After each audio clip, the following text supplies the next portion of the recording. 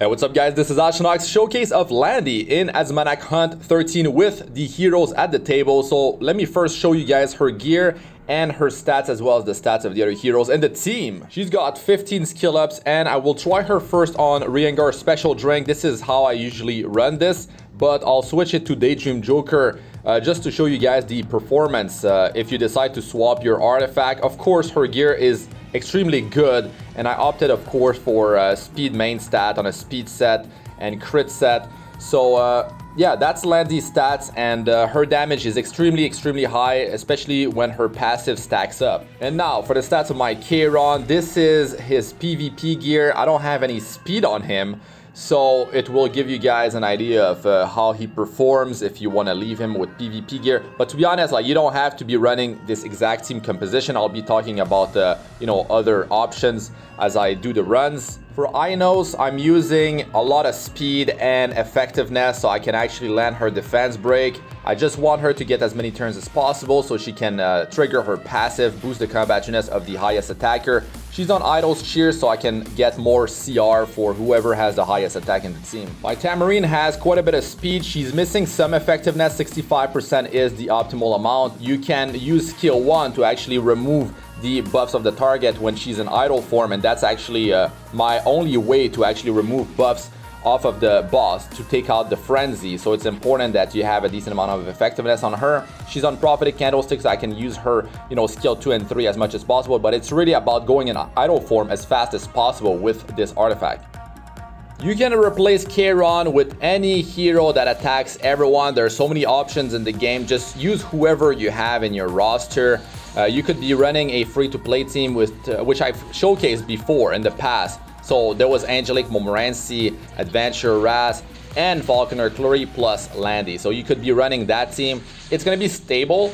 It's going to be more stable than this team because we don't have a Knight, and not having Aureus and defense buff is problematic because we're taking more and more damage. So if your gear level is not that high, your success rate might go down because you're not able to down the boss maybe as fast. So just not gonna be lying to you guys. Of course, it really depends on your roster, what you're running with. To be honest, like if Kayron was an AoE damage dealer, a different hero, let's say with high speed, like 200 speed, or just like speed on the main stat of the boots and a speed set, and we had Daydream Joker on both of the damage dealers, this run would be faster and it would be better too because we're actually doing overkill damage to those adds. You can see the damage of Landy when those adds are up, especially when she's got her passive built up 3 times. When it's stacked up, her damage is tremendous and she's able to destroy, annihilate those adds.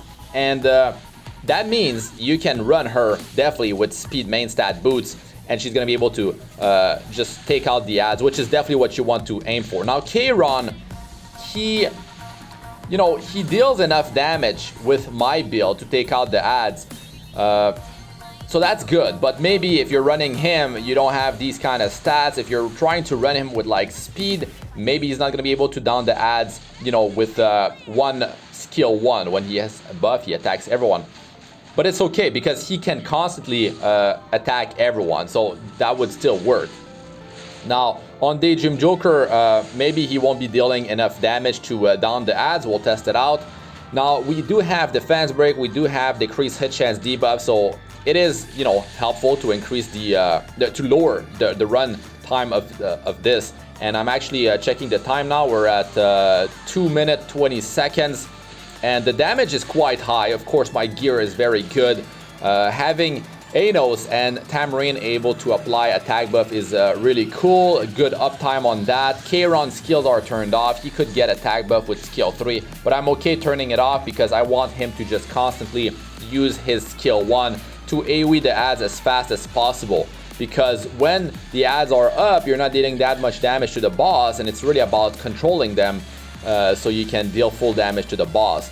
And this run's gonna end real soon, and Prophetic Candlestick is yeah, quite helpful on Tamarine because if you don't have it, she's not gonna go in idle form as fast. She's not gonna be able to remove that frenzy buff ASAP, and you definitely want that to be gone ASAP, guys. So aim for that 65% effectiveness to make sure that you have the best chance to actually remove it.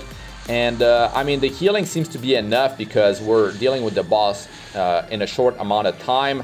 It might be different for you guys, so you might be running a knight instead to be on the safer side. So you can see here the performance of this team before I run it with Daydream Joker. Landy just like destroyed it. Sometimes K-Rons doesn't deal as much damage, but yeah, let's try it out with Daydream Joker now. And the sustain here, you can see Tamarine did amazing.